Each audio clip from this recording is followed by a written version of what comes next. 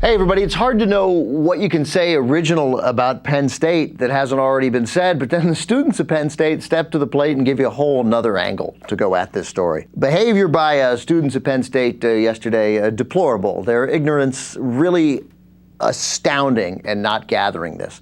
Although we do have one clip that ESPN tracked down of a student who seemed to understand the importance of the story that we'll get to. So obviously Joe Paterno fired. I and I think many others thought over the weekend, this past weekend when we read the story, you read it and you thought, I don't see how he can coach another game. I don't see how he can be allowed to finish the season in dignity, because he might have finished the season, any of these seasons might have been his last, so it wouldn't even have felt like any sort of repercussion. I thought he had to go. I think they made that assessment very clearly on their own, and he went. And I think it was unquestionably the right decision. This is the biggest and worst scandal of any college in college athletics. It overall. is, and it's the biggest. It's very telling about what this says about college athletics too, because the parallels to the Catholic Church are overwhelming. That people who were in positions of authority and could have stopped a renegade coach from sexually abusing and perhaps ruining the lives of all these children, our whole lives, had a position to stop him. And they didn't, because it appears they were more worried about protecting their own reputation and protecting the institution. If that sounds similar, it ought to. It's identical. And then we learned from other reports this week that, so their big reaction is, well, you can't bring Coach Sandusky, says the Can't bring him to the locker room anymore. Can't bring kids to the locker room, and you can't run the camps on the main Happy Valley campus. And so he goes and runs the camps at Penn State Erie or Penn State Harrisburg or wherever those other campuses are. It's identical. That's exactly what happened. Exactly what happened. The behavior is deplorable. And Joe Paterno, no matter what Mike McQueary told him, knew that the behavior was horrible that Sandusky had engaged in the 2002 incident that is Paterno's undoing. And no matter whether the awful phrase anal rape of a child was included, Paterno knew enough that he had to do more, and he didn't. I am fascinated by what is an untold part of this story. One of the initial allegations, 1998, a mother says her 11-year-old boy showered with Coach Sandusky, and then she went and complained about it, and it moved up the Penn State chain. We don't know where, but we do know that according to the grand jury, which is obviously tough on Penn State, the grand jury, the prosecutors say that the prosecutors who were tough on Penn State, the prosecutors say that the Penn State police, the campus police, did a thorough investigation. But when asked what that thorough investigation was comprised of, all they say is they did a thorough investigation. All Penn State is saying, we did a thorough investigation. So if it was thorough, who did they talk to? Did they not talk when they investigate Sandusky for this? Did they not talk to Sandusky's boss in 1998? All I'm saying is there's more to this, and we could find out that more people had more information much earlier than 2002, which is the focus of this. We'll get to the video in one sec, but one part that I don't want to leave out in this is that when the mother contacted Sandusky 2 times, I believe it was March 13th and 19th, when she contacted him, both of those phone conversations were recorded, and he even admitted to showering with them. Right, and she asked him if their genitals touched, and according to Steve Owen, make sure I got this correct, I was talking to Steve, and to the effect Sandusky said, yeah, no, I don't know, where, maybe I wish I were dead. And he tried to guilt trip the cops afterwards by saying, yeah, I feel terrible, I know I was wrong. I wish I were dead. Well, come on, man. That's the degree of culpability admitted. That's 1998. And if the campus police, this is important, I think, because if the campus police did a thorough investigation, as the grand jury report indicates, even though it gives us no details, the details of that are critical. What was that thorough investigation? Because I know that if I'm investigating somebody for like that, I'm going to talk to their boss, and his boss was Joe Paterno. So we don't know. I just think that's an area where I, still a reporter, that's an area where I'd attempt to be digging. And the detective was told by his supervisor to close the case, which I also do not understand. Ultimately, they obviously closed the case, but in the interim, there was an investigation, and the investigation could have revealed other people knowing stuff at a sooner time. Anyway, from Penn State's point of view, they had to let him go because who the hell else knows what's coming out. So let's go down the timeline of yesterday. So first, I wanted to pull this out. This was shocking. The reaction was astounding to me. This is when the trustees announced that they fired the coach. So let's get to it. Decided that effective immediately, Dr. Spaniard is no longer president of the university.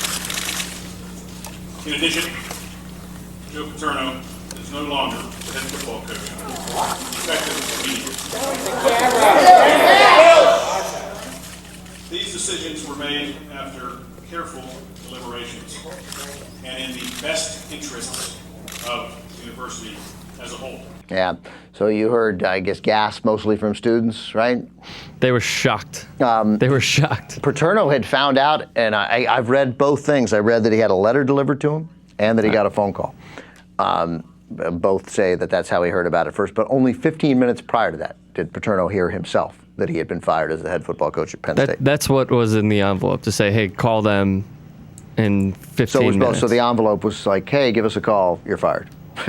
Well, then they called him. And, yeah. That's why people don't look forward to the mail anymore. Then crowds gather, media and the students gather outside his house, and then he goes out with his wife and talks to the crowd, Coach Paterno. Hey, look, get a good night's sleep. All right, study.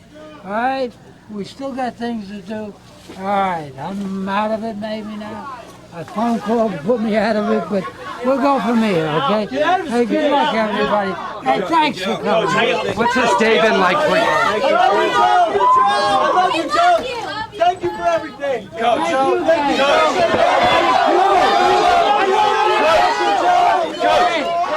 One thing, thanks, and pray a little bit for those victims. Coach. We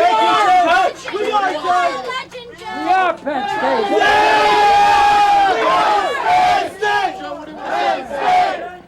You're welcome. We love you, Joe.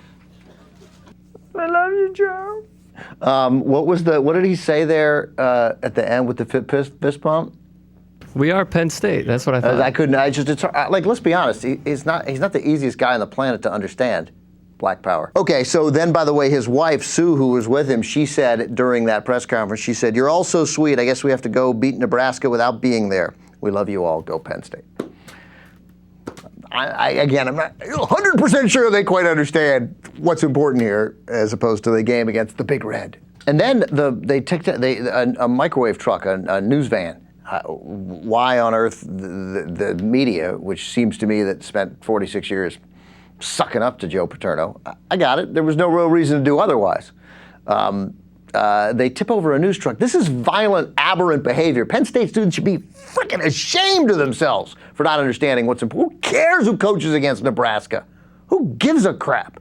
Here's the van.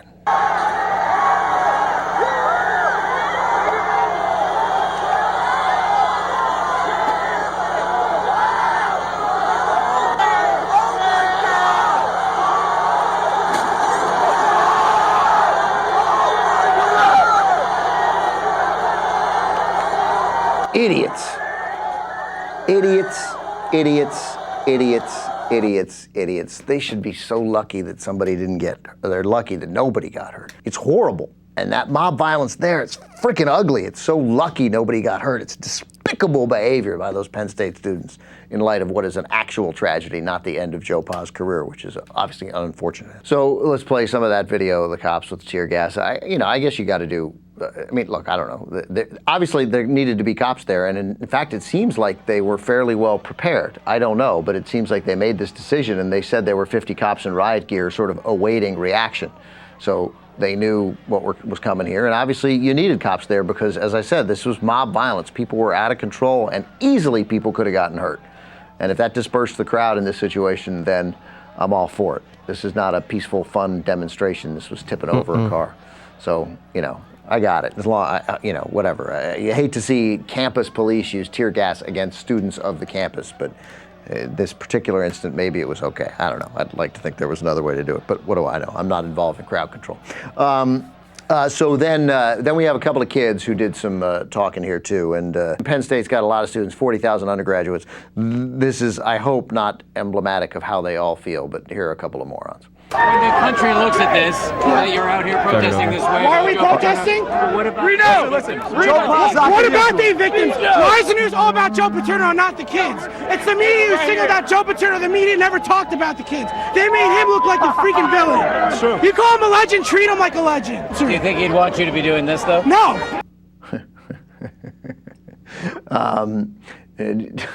The media never talked about. Look, the media has done a nice job here. Actually, they did a very nice job, and they certainly have talked appropriately about the.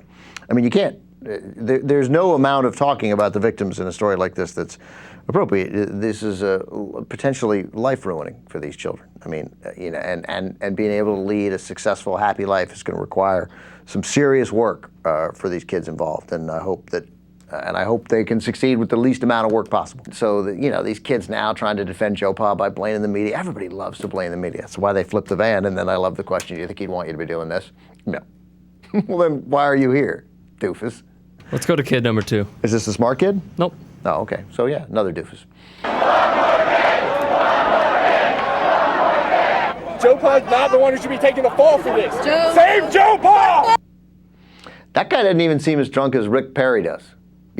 Like I don't even think it's like that guy's not even wasted. If I were Penn State, if I'm on the Board of Trustees of Penn State, and I'm actually one of the people whose hands is totally clean here, like they really had never heard of it, nothing, they knew nothing. You'd be like, this is horrible. This is the worst thing that's ever happened to our university. This is devastating. You fire Spanier, you fire the president, you fire Joe Paterno. Obviously, you fire the first 2 guys, and then. Like you're thinking maybe we've started to take right action, and then you realize our kids are total dipshits. Like now we have this. It's like another giant embarrassment for Penn State. This kid is actually out there, but he's embarrassed by the behavior of everybody else. He actually thinks Penn State did the right thing, and then some other lunatic jumps in. Honestly, I think it was the right one. Joe Pa could have done more.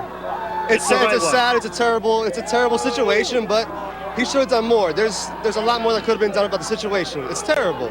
How common is that feeling here on campus? Not common. I'm in the strong minority. Look at what we're surrounded by. It's disgusting. There's a lot more that could have been done. I'm embarrassed for the university, for Joe Paterno, for everybody.